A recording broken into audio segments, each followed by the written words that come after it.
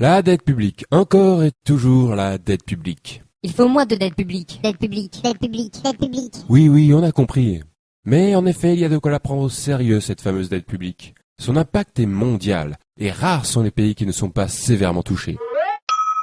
La preuve, la dette publique mondiale n'a cessé d'exploser au cours de ces dernières décennies. Mais pourquoi autant de dettes? Que faudrait-il faire?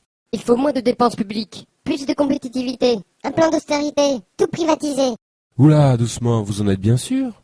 Déjà, comment expliquez-vous que autant de pays soient endettés à ce point-là? C'est bizarre quand même. Et pourquoi ne parlez-vous pas du système des réserves fractionnaires? De la création monétaire par le crédit? Ou de l'article 123 du traité de Lisbonne? Il me semble que c'est important. Hein, quoi? Hein? Je vois, vous ne savez pas ce que c'est. Eh bien, dans ce cas-là, il va falloir que je vous explique.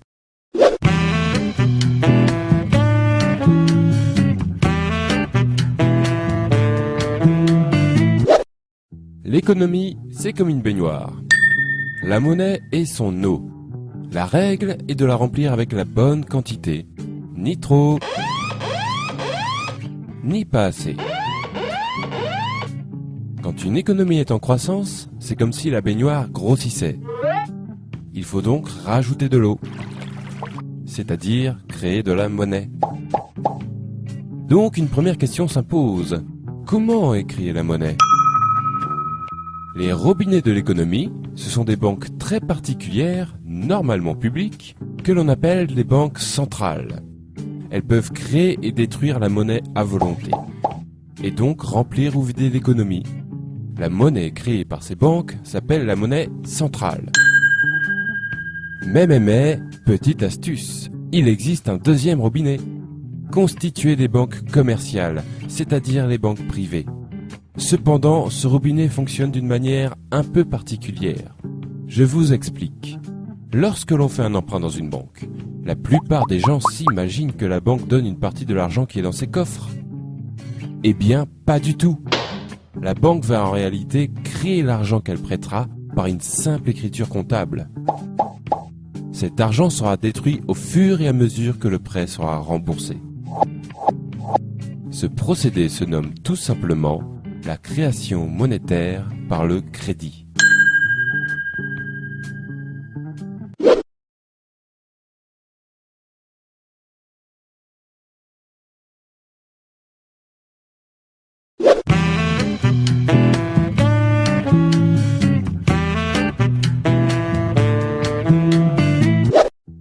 Pour savoir lequel de ces deux robinets coule le plus fort, il faut connaître les règles qui permettent de les tourner. Première règle, l'article 123 du traité de Lisbonne. Il fut un temps où les États se finançaient auprès de leur banque centrale et faisaient donc couler le premier robinet. Autrement dit, les banques centrales créaient l'argent dont les États avaient besoin pour combler leur déficit. Ce que l'on appelle aussi faire tourner la planche à billets. Mais l'abus de cette pratique à des fins généralement électorales provoquait par moments une inflation importante. C'est pourquoi, depuis les années 70, influencés par le monde financier, les États s'interdirent le recours aux banques centrales. Cette interdiction existe toujours et est aujourd'hui visible dans le traité de Lisbonne, signé par tous les membres de l'Union européenne sous l'article 123. Les États ne peuvent donc plus faire couler le premier robinet, ils utilisent alors le second. Cela veut dire que pour combler leur déficit, les États font désormais des emprunts auprès du marché financier, et plus particulièrement auprès des banques commerciales. Deuxième règle, les réserves fractionnaires. Tout comme les États, les ménages et les entreprises font aussi leurs emprunts auprès du marché financier. Cela garantit alors pour les banques commerciales beaucoup d'argent à prêter en perspective. Mais disposent-elles de suffisamment de fonds pour cela?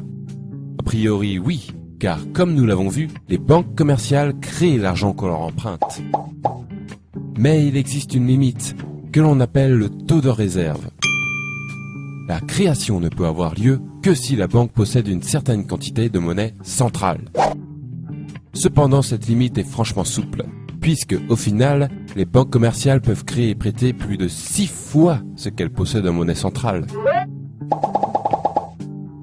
Et si malgré cette souplesse, elles sont tout de même à court, pas de souci, puisqu'elles sont autorisées à emprunter autant que nécessaire auprès des banques centrales. Cela laisse donc pas mal de liberté au second robinet. Ce système plutôt méconnu s'appelle le système des réserves fractionnaires. Il est pourtant répandu dans le monde entier.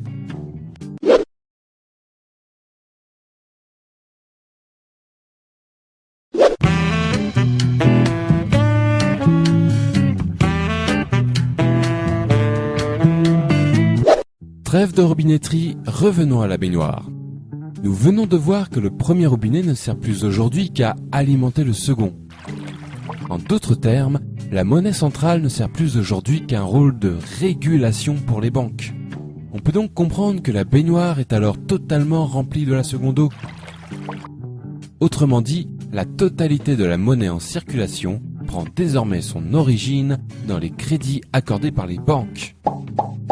En effet, l'essentiel de la monnaie est de la monnaie dite scripturale, c'est-à-dire de la monnaie issue du crédit. Or, il y a un problème avec cette eau. Elle s'évapore. Et oui, puisque la monnaie provient du crédit, elle disparaît quand ces mêmes crédits sont remboursés. Il faut donc sans arrêt refaire couler le second robinet pour garder la baignoire pleine. C'est-à-dire que les États, les ménages et les entreprises doivent sans cesse emprunter auprès des banques pour que l'économie fonctionne.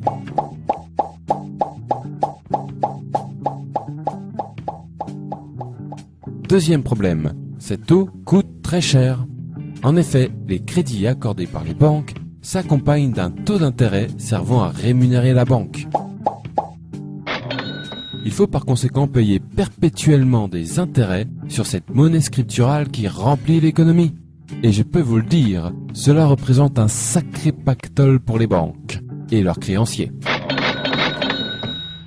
Et un sacré manque à gagner pour tous les autres. On va voir combien ces fameux intérêts peuvent coûter avec un exemple concret. L'énorme dette publique française.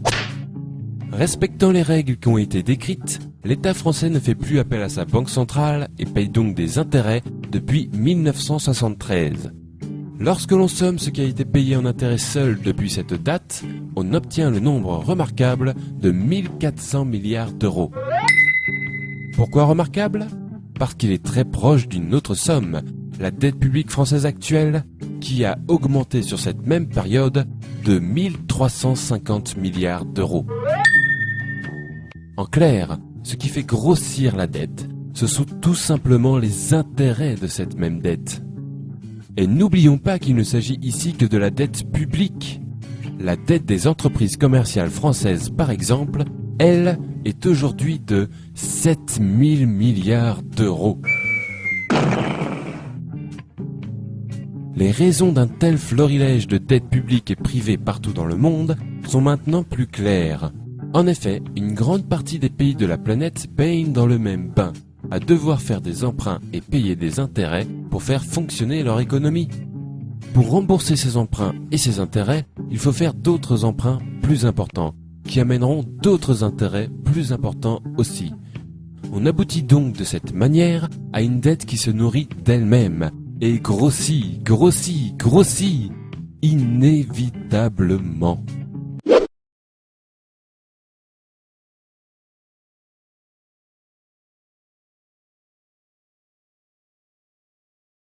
Vous avez déjà dû entendre que la dette publique est provoquée par une mauvaise gestion des dépenses de l'État, ou un manque de compétitivité, et que la seule manière de la résorber est de privatiser l'économie ou d'appliquer des plans d'austérité.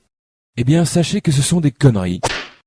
Il est mathématiquement impossible de résorber l'ensemble des dettes publiques et privées sans aborder la question de la création monétaire par le crédit avec intérêt, puisqu'elles en sont les causes naturelles.